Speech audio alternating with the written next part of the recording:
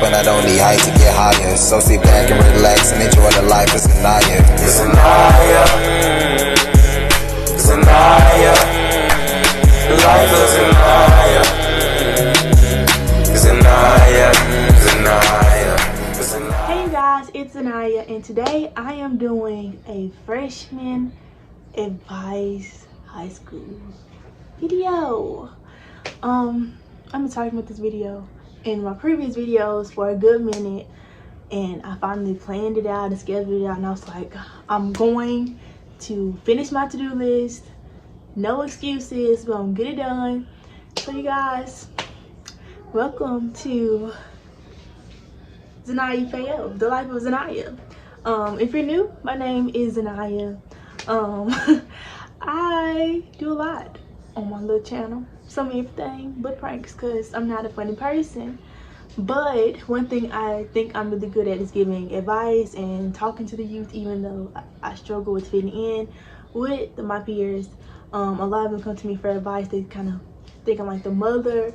I'm kind of protective. I have a lot of good advice because, you know, my mom was young, she talked to me a lot. I had grandparents who talked to me a lot.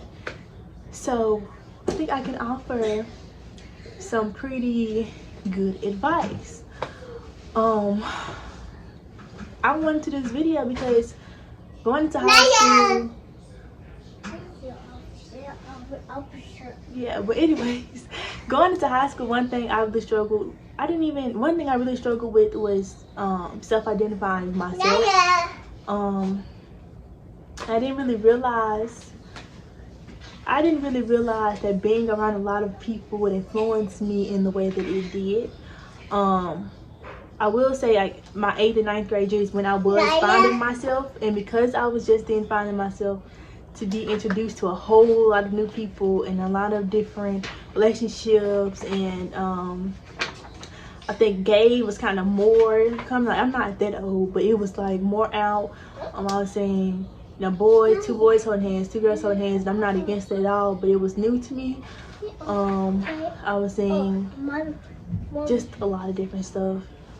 A lot of people smoking. So, you know, honestly, just I feel like the biggest, I'm leading up to one advice. My first advice is the top of all of them, is just knowing who you are. That's very important when going into high school, knowing who you are. If you don't know who you are, you're gonna go through a lot in high school anyways, but you're gonna go through so much more simply because you don't know who you are. And a lot of people gonna test you. They gonna, you know, test your character, test your attitude, test your sexuality, test your limits. So you got to come in there knowing who you are, knowing what your character is, knowing what you stand for, knowing how to say no, and just doing the thing.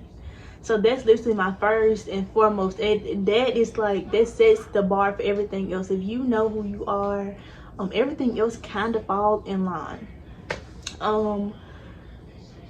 My second would probably be, knowing who you are is most definitely first. Grades. Woo! Grades. Many people don't tell you, but your 9th grade year is probably, it's not even probably, it's the base of your year. Now, a lot of people say your 9th grade year is the year that you can play off, just kind of get get to know how high school is, get the feel of it. No. Because I not only was going into my 9th grade year, but I was also going to a new school. I really struggled, not necessarily struggled academically, but I struggled with just understanding the teachers, because I've learned that with Mississippi schools, it's best to stay in their district the whole time because they have a certain teaching way. What Horn Lake, I'm in DeSoto Central, what Horn Lake is learning is different from what we're learning. What South Haven is learning is all different. I've been to all of those 2 previous schools prior to coming to DeSoto, so everybody has a certain teaching style. It's very different. And I previously came from a Memphis school, and I was in there from like kindergarten to 4th grade, and it literally helped build my mentality to where I'm able to be ahead even now as a senior. So parents, if you're watching this, I would highly recommend your child going to a Memphis school if y'all in this area. For one, if you're African American student, they just take their time with you. They're gonna make sure you have it. If you have like I have social anxiety. I don't really like being around a lot of people, but I ask a billion questions. I make sure that I know it. I don't care about nobody huffing puffing, blowing the house down. I want to make sure that I know. I want to make sure that I understand it. When you're in a predominantly black school, not only do they answer questions before you even have to ask them, they just really take the time to teach it. They're very involved in your life and with your parents. So I would really recommend a predominantly black school. But if you're like me, who ended up, transferring to a predominantly white school, well, first of all, you're gonna be ahead. The Memphis schools literally set the bar. I've yet to be at a school like that. They just literally help you out. But know that when you're at a predominantly white school, you're going to have to work 10 times harder. I have been in honors and college course classes from 10th up. Now, 9th grade year, I was not allowed to be into dual credit college courses. I was in AP. I actually got moved out of regular English because I was exceeding everything. So it was all good and fine until I got I guess it's like a transcript. They kind of show you a transcript each year of your GPA, your grade point average, all of that. I had a 2 point something because yes, I was in honors classes and I was doing okay, but because I didn't understand the teaching style, and a good bit of my teachers kind of just showed YouTube videos, gave notes, and then gave a test, and the test didn't have nothing to do with it at all, literally. I wasn't used to it. It took me a year. It took me my 9th grade year to really understand the teaching styles, to really understand that I would have to go home and put in extra work to understand what I needed to get my work done. I was not bringing bad grades in at all. I didn't even have C's my 9th grade year. Actually, I had A's and B's. It still really hindered me. So knowing that, and I actually didn't even know that until my 10th grade year, that I had like a 2.5, maybe 2 point. It was a 2 point something. It would really brought my GPA down. And I was like, how? This supposed to be years that I'm supposed to be having fun, chilling. And even then, 9th grade year, I only had like one friend, which is fine because I'm a huge introvert. I want a friend group. I'm not gonna cap, but I'm gonna get to it. Friends, it's high school. They all wishy-washy. Everybody got their own group, and ultimately, you kind of just end up feeling left out. You shouldn't want that. I wouldn't want that. I didn't want that. So 9th grade year, from knowing yourself, the second one would definitely be, don't underestimate grading. Really look into the syllabus. That's something I look into now. I really made sure as a senior now that I looked into my syllabus and made sure that I was ahead. So right now in one of my classes we're reading Beowulf. Then after that I think we're doing English terms, like knowing subject, verb, agreement, this, that, and the third. I'm already on that. So like kind of being ahead in a way, because I don't know how my teacher really teaches or her teaching style, and so far I've gotten a great bunch of teachers and they're actually teaching, so that's wonderful. But 9th grade year, I really wish that I'd viewed my syllabus more, studied more, and really paid attention to the fact that nobody was really on me to do with at school. Like my mom always, you do your work, this, that, and the third. She didn't even always have to say, sorry. She actually never really had to get on my back by doing my work, because I've always personally liked doing my work. But I didn't realize that it could hinder me as much as it did. So hear it from me now. Your grades in your 9th grade year matter, and they can ultimately bring you down. I'm at a 3.5 now. I could probably be at a 4.0 if I literally just did good my 9th grade year. And I didn't do horribly at all, but I could have done better. So first, knowing yourself. Second, grades. Third, I'm gonna go to friends because I talk about friends amongst other things. But as far as friends, people are attracted to energy, drama, stuff like that. My friend, who's no longer my friend, but my friend that I actually talked to her first in 9th grade. She was crying, and I went up to her and just gave her some encouraging words to let her know that she was beautiful. I didn't even know her. Seriously, I did not know her at all. Just let her know that she was beautiful. She was beyond what she was crying about, and that at the end it would be okay. She just liked my vibe after that. She was just like, dang, you don't even know me? You just walked up to me and gave me a powerful word. You wiped my tears off my face. We got to be cool. So that's how me and her ended up being friends. Like I said, it's not like that anymore.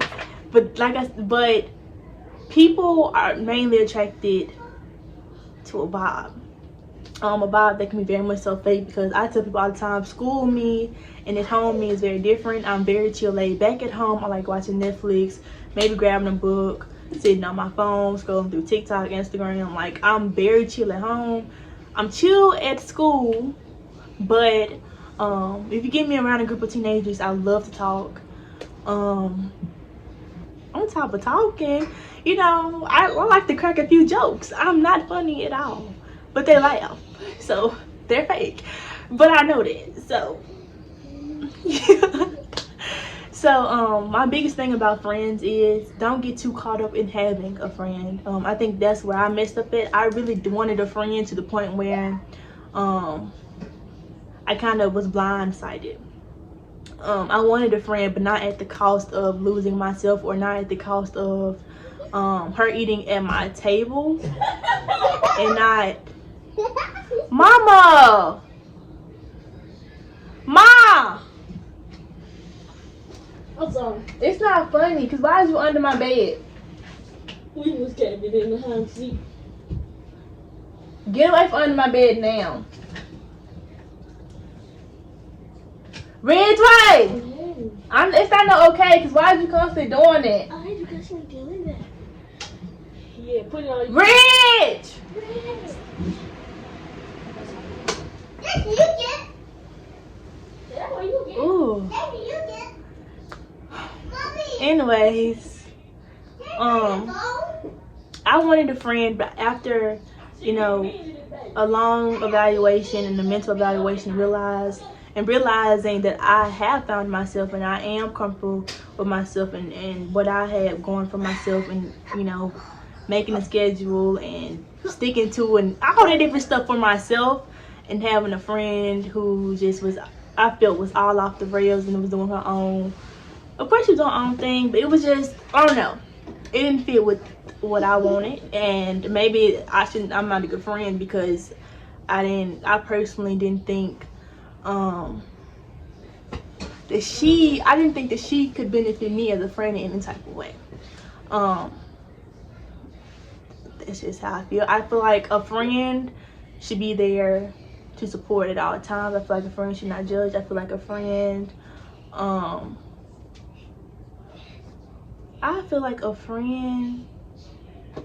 should take in consideration of not only their selves but the friend as well. And I feel like because of all of those lacks, on top of the fact that she lacked certain morals and ethics for herself, and not that, you know, I didn't feel that she would rub off onto me, but I didn't like that was around me at all. So because of all of that, we are no longer friends. She don't have her feelings at all. But I highly just recommend, if you have a friend, to not get caught up in having a friend, to be cognitive of the fact that they might leave. You know, don't base your happiness off of them. Don't rely on them. So yeah, that leads me to advice number 4. I did knowing yourself, grades, and friends. I'm kind of go back to knowing yourself, and I'm gonna say self-worth should be number 4. I say self-worth because with anybody, you know,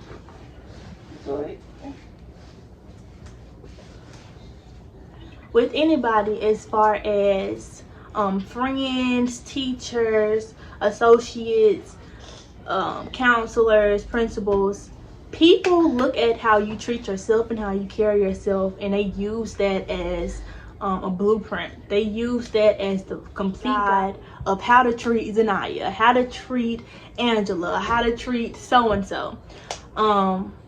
If you treat yourself down bad, you know, I know the style is comfy, joggers, this and the third, but if you junkify yourself, people are going to treat you junkified. People are going to check you.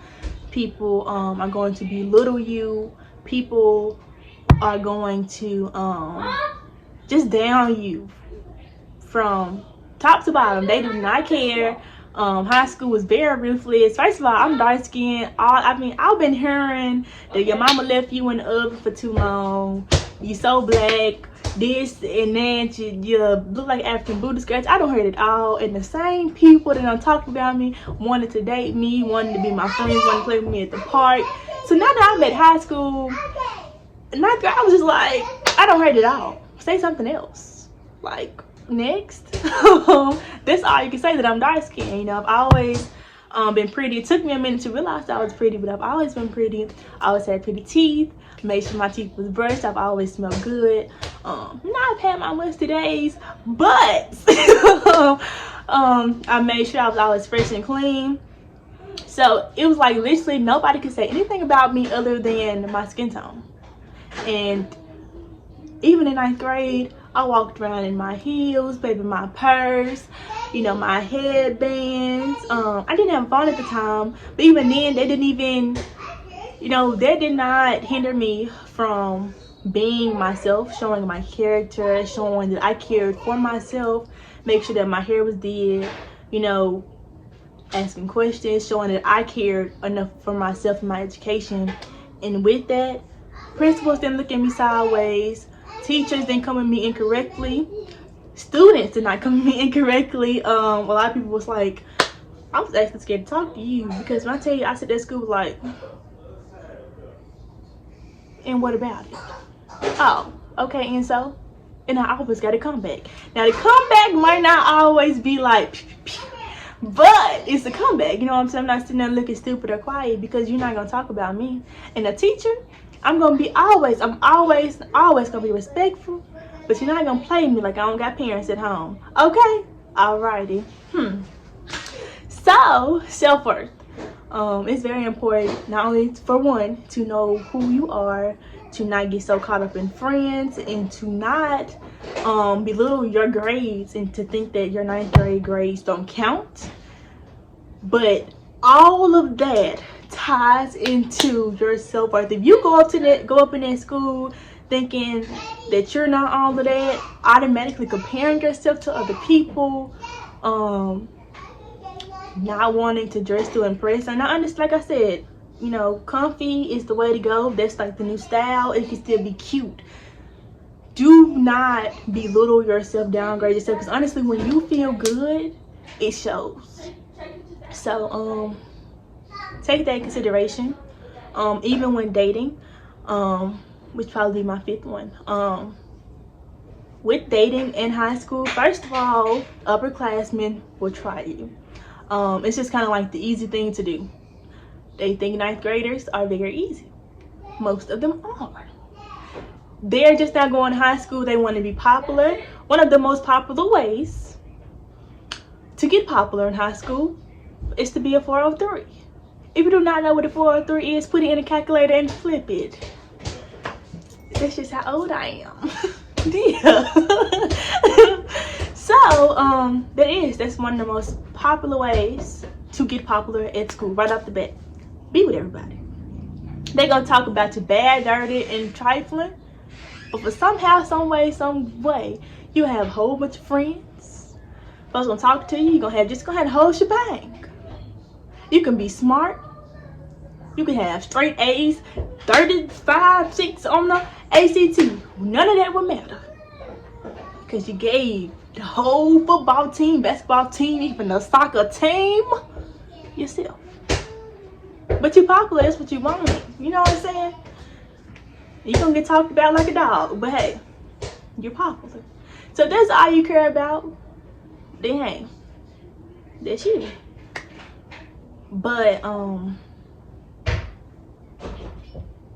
it's way more better to be the straight A student with the 36 and the all of that, with the people wanting you but can't have you. You would rather be popular because you're so pretty and got everything going on and everybody wants you and can't have you, than the girl that everybody had but also had a shebang behind it and don't nobody know it because everybody had her, and for some reason that outweighed everything else.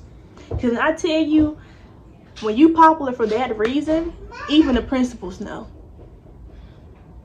Even the principals know. And I'd be like, not this principal's up here talking about this students. And yes, they talks about y'all. I done heard it out of my own ears. I'd be like, I know they was talking about me because I be late every day and what about it? But that's all y'all can say. That's all y'all can say. Is I be late because I'm respectful. I have my work done on time and together. I get my grades on there. And literally the only reason I be in the principal office is for targets.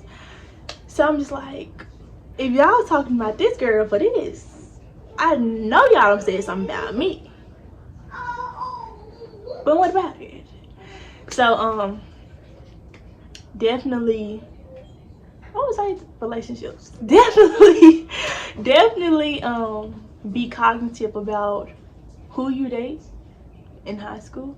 Also be aware that when you're dating, it's very cliche for a relationship to last past high school. It's not unnecessarily unrealistic, it's not impossible, but it takes a strong mentality from both sides. It takes a lot of communication. It takes a lot of patience, because not only are y'all both around a whole lot of different people who talk and expect, you know, people have expectations of your relationship. You're like, how you gonna expect something that's not even benefiting you? But you know, people have expectations. You don't have to, of course, you don't have to abide by them. I never care. But you know, everybody have different mentalities. That hinders a relationship when people are constantly talking. I know guy friends, when they don't have a significant other, a lot of them try to bring their friends' relationship down. It just be a whole shebang. So when dating in high school, one of the biggest thing is to not do anything that you're not comfortable with, on top of knowing yourself. If you, which y'all say that a lot, that's, like I said, it's probably one of the biggest things. If you do not know yourself when doing anything, or comfortable with yourself, or acknowledging who you are and setting a rules or a basic list. When I was in 8th grade, my mom made me write a list of my morals and my ethics. I didn't even know that those are two different things, but she did. That's something I 100%, like, if you want to give yourself some homework, if y'all just bored or had nothing to do, Google morals definition, Google ethics definition, and based off of that definition, create a list. And in that list, really think about yourself. Really think about who you are and what you're trying to become, and right away. When doing that, you're basically creating a character analysis for yourself. And like I said, people take how you treat yourself and use that as a guide for how they're going to treat you. So if you're in a relationship and, like I said, you don't keep yourself together, you're mentally just unstable, you know, you're not about your schoolwork, you have nothing going on for yourself, first of all, no dude wants that. I don't care what they tell you. No dude want a female who has nothing going on for themselves. I know my mama talk about not being too available. Now, one thing about me, if you really want to do something, you're gonna make time for it. So I'm a busy person, but I make sure that if I'm in a relationship, if I'm talking to somebody, I'm going to make time for them. Too much time is not a thing when you really like somebody. But if you first start talking to somebody and you see that you never have like a look, I don't have to do this. Even if you stay on the phone, because I have my moments, I still stay on the phone and do my work stuff like that. And that's, my mama don't like it, but honestly, I feel like I can still work like that. If you can do that, that's cool, that's fine. But if you're showing him that he comes before your work, or he comes before you taking a shower, and you know you sitting there musty and you better not say it or your mama don't bust you out, because my mama just bust me out sometimes, and you show him that he come before yourself, you've just made one of the biggest mistakes, because now he see that not only can he really just do anything, he gonna stay because you don't even care about yourself, but you just showed him that you have no morals, you have no ethics for yourself. That's horrible. Now he's gonna treat you in this type of way. Now you're not even keeping yourself together, so now he around all these other females, he's probably gonna cheat, and probably with your friend or somebody close to you, because there's how low down they are. But then you low down too, because how are you not keeping yourself together but expect a dude to treat you a way that you're not even treating yourself? It's actually supposed to be 70-30. Yeah, 70-30. Actually, it's kind of was like that. Like, you supposed to treat yourself way better. You supposed to set the sky roof limit high of how to treat you, and a dude is supposed to try to match your energy to his best. You know what I'm saying? 70-30, 100%. That's not good enough. It should be 100, 1,000, 1,000. Like, you should treat yourself better than anybody, and then he should follow. One thing I will say is I had my fun in relationships back when. Once I got to high school, honestly, yes, I had relationships, but it wasn't important to me at all. It wasn't like my focus. It should never be a focus, for one. But it is human. It is something that is bound to happen. You're going to be attracted to somebody. They're going to be attracted to you.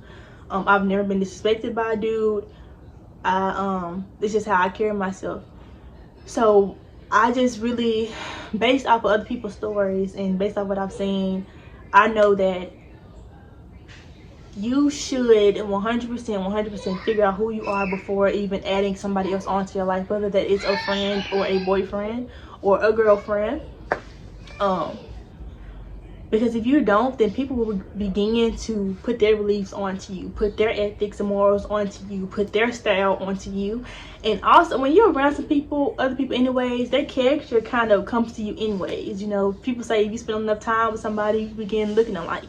Like, you just have to know who you are before getting any type of friendship or relationship. Because if you don't, then you're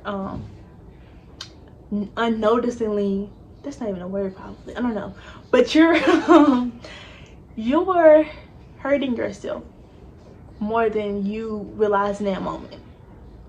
So yeah, that's my thingy on friends and relationships and boyfriends. And I don't talk so much, I don't even know where I'm at. I know I'm at 6 though. So for 6, I did self-worth, I've done grades, I've done relationships, I've done, I don't know what I've done. But for 6, I think I wrote some stuff down. Drama. I did. Drama. Once again, I did a lot of stuff back when. My mom called me the drama queen. I make drama out of thin air. I love to write. I'm an author, for God's sakes. I'm the drama queen. I name it, I claim it. Yeah, I love it. I am dramified. But I don't like people. I need to stop saying that, because honestly, in order to succeed, you need people. In any type of field that you work in, you need people in order to make your business, or even the business or company that you're working for. In order for it to thrive, you need people. There's no doubt about it. So, with all of that being said, I've never really put myself in a position or around so many people, or talked about people, or cared enough to talk about somebody to where I was in drama. If anything, it was my name being brought up about stupid stuff. Like, even trying to think about it, it was most definitely like middle school. I was never in drama my 9th grade year. Actually, I was in drama my 9th grade year. They tried to play me like I was cheating, y'all. I wasn't even supposed to be dating. They gonna say I was cheating. Who got time to have two when I wasn't even supposed to have one? Imagine. I was in drama, y'all. I was in drama, but that's because I really feel like his friend wanted to be with him so bad. Like, girl, you wanted him, honestly. She had so much to say about him. She didn't even know me. Like, get to know me first and then talk. But even then, y'all, I handled it like a boss, because I am one. And at the end of the day, you don't know me. I don't care. And if I wanted to cheat, baby, best believe, not only am I gonna do it, but I'm gonna be a G about it. Sir, I don't want to be with you anymore. I like somebody else. What are you gonna do? Get mad to slam the door? Get mad and stop walking me to my class? Like, child, I'm not even supposed to be with you anyways. Next. So that was the only drama I was in. And like I said, with relationships and stuff, you just got to know who you are. People will come and try to take your man. If they can, and he wasn't meant for you anyways. If they can't, then cool, fine, cool beans. Just make sure you not cool with that girl, because sometimes they try to be your friend afterwards. Whole time it's very fake. So definitely be aware of that. But back to drama, you can't really escape drama in high school. It's going to be there, but you can decide whether or not to put yourself in it. I guess I go to a predominantly white school. There isn't much going on other than kids smoking in the darn bathrooms, and maybe Becky and her boyfriend got into a fight in a parking lot because Becky didn't get enough Starbucks that morning. Like, it literally be stuff like that. And I'm sorry, but it do. So I feel like with drama, if you don't create your own drama, there won't be none. And that's that. Now, sadly, like I said, I go to primary high school. Sadly, fights and stuff like that, it only be our African Americans acting a fool in those hallways. Sadly. And I just feel like, for one, if I am going to go to and fight, if I am going to belittle myself, because I do feel like I'm belittling myself if I let somebody have control over my emotions to the point where I want to fight them. I do feel like I am uncutifying myself, because I'm way too cute to be fighting somebody in hallways. I'm way too cute to be getting my good old hair pulled. And yes, this is my hair because I bought it. Simple. So, in moments like that, it's just once again knowing yourself, knowing if that's worth it. Stuff like that do go in your reputation. You finna get suspended. Sometimes it goes as deep as getting expelled if you hit them the wrong way and they got to go to the hospital. You're finna go to court. So stuff like that, think about it, because literally people was fighting random fights for a boy, random fights because somebody stepped on their Jordans. Now, I ain't even care. I'm not even a big tennis shoe person, but I do be mad when they step, and I get irritated with the crowded hallways, and I'm kind of short, so people walk through you in high school. Like, they just walk through you, act like they don't see you. I get irritated, but like I said, don't let people control you. And that probably number 7. Do not let people control you. Understand and get to understand your emotions. You would get mad, you would get irritated, but do not let that control you to where you make actions without thinking. Making an action based off of emotions is probably one of the worst things you can do. In any situation, in any grade, if you make a decision off of emotions, then you're going on a very, very bad path. It gets you nowhere but trouble. It just hinders you from thinking clearly, and you're thinking off emotions, and emotions do not always last. In fact, they don't last, especially when you're being mad. You just sit there like, why was I even mad? Yeah. So let's not drama. Like, if you want to be in it, join theater. Simple. High school, folks be chill for the most part. You won't be in drama unless you put yourself in it. So next, which I probably should have been going off this list the whole time, because I probably don't ramble over. I don't know what I said and didn't say. Probably repeating myself over and over again. But at the end of the day, I'm giving y'all the advice that I really think is important, because like I said, my 8th grade year, I was looking at freshman advice videos. Like, I really wanted to know what I should be expecting for high school. And of course it sounded cliche, but then now I'm a senior, I'm like, all of that happened. Yes, upperclassmen try you. Yes, your grades do matter. Yes, you should know who you are before going into the building, because so much stuff is going to be introduced to you. And yes, you will be stressed out. So for my 7th one or 8th one, because I'm not sure what number I'm at now, stress. I have kind of made it my catchphrase that it is hard out here for a scholar. Y'all, it's hard out here for a scholar. One thing that I've always really cared about is my education. I love to learn. Like I said, in a predominantly white school, it has been very hard for me to learn in a way that I felt really benefited me. I have had to come home in these last few years and really, you know, grab an extra book or grab my computer and get extra information for me to really understand and grab it. That has been stressful because I feel like I haven't had the time to really be a teenager, and with virtual, I feel like it took so much of my time that time flew. Like, literally, I was in 10th grade when virtual started. Now virtual has ended and I'm in the 12th grade. So it's almost scary to realize time has flown by, and I've accomplished so much, but then when I think about it, it's just like it flew way too fast. Like, I can still remember me loving Hello Kitty, me loving Dora. You know what I'm saying? Stressful. To not only, you know, really want to go back because time flew by so fast, but then to also know that you were, like, the younger you, be so proud of who you are now. On top of the fact that you doing good. Like, you doing good. I can tell myself all the time, like, Zinniaa, you have no reason to stress at all. Like, your credits is all right. You're getting good grades. You're smart. Like, everything that you have said and worked hard for is actually coming to life. You're actually being able to see it. You're actually making progress. That's probably one of the most amazing feelings. So with stress, you will have stress if you really care about your grades and really want to understand. That's a part of life. You will stress out. One thing that I've really used with coping with my stress is most definitely writing.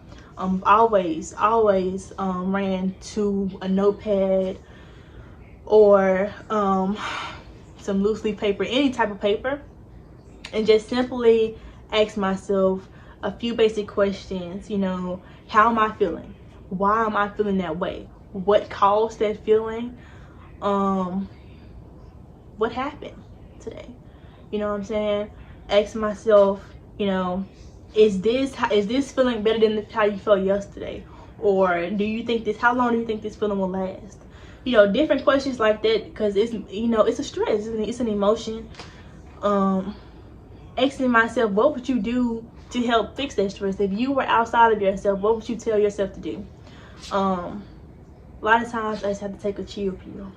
You know, call up my homeboy, like, hey, let's watch a movie.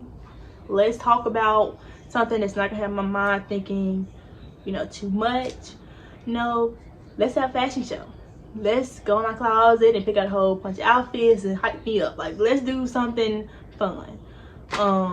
like I said, I'm pretty chill. So fun for me ain't hooping, hollering, going to no party. Even though I do like parties, I'm antisocial introvert. I don't really like have fun around things like that. So stress, I honestly, you know yourself more than I know you or anybody else. You know yourself more than your parents even think. I know you, girl. I change randomly. Like sometimes I'm like, I'm not the same thing I was yesterday. I don't know. So you know yourself way more than anybody other than God. So what de-stresses you, maybe that's a word, I don't know, what helps you calm down? Because maybe it could just be like chilling, watching Netflix. Maybe they keep you calm, or they even have like calm apps. So whatever you use to keep you calm, that's what you need to use in high school when you having stressful moments. I know some of my teachers allow us to like listen to music while doing work. That's kind of help you just relieve some stress. So yeah, that's my thinking for stress. And my last one before I end this video, because I know at this point y'all tired of hearing me talk, and I'm kind of tired of hearing myself talk, which is surprising, but I think I've said everything other than I really recommend taking your ACT in the 9th grade. I took my ACT for the first time my 10th grade year, and I'm about to take my SAT for the first time this year, and this is my senior year. I think if I would have taken my 9th grade year, it would have helped me just really learn what I was good at, what I was bad at, and I could have probably focused on that. I think even at my 10th grade year, I didn't focus on it. I didn't really start focusing until my 11th grade year. That was a big mistake. I'm not, like I said, I'm not bad off. I'm just very hard on myself about my grades. But for this advice video, I will most definitely give y'all that advice over and over and over and over again. It's probably up there with just knowing yourself and self-worth, and knowing that carries the blueprint for other people. Is make sure that you take and study for the ACT and SAT. Go to my video on scholarships and community service. I talk about ACT and SAT in that video, which I probably would do a whole other video on that, because y'all don't really watch long videos, I've learned, and people have told me.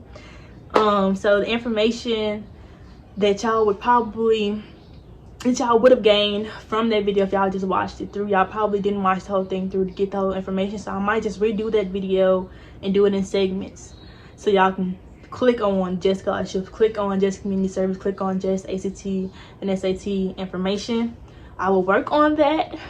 I'm still kind of getting used to even making a schedule and editing hands-on, and I just started school back myself.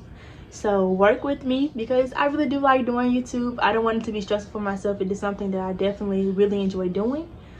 So I have a lot of stuff that I have put on myself to make sure I get done. I really want to get some It's Harder Here for Us color t-shirts, because a lot of people told me that they would really invest in it, because it is very much the Harder Here for Us color. And I definitely want one, because I've definitely made that my catchphrase. It is hard out here for a scholar. And since I know that if I can help in any type of way, I'm gonna make sure I help. So I'm gonna put my information down below as far as social media platforms and emails. And if y'all, you know, have any questions, comments, concerns, want any videos specific for me to do, comment down below or hit me up directly, and I will do that for you guys.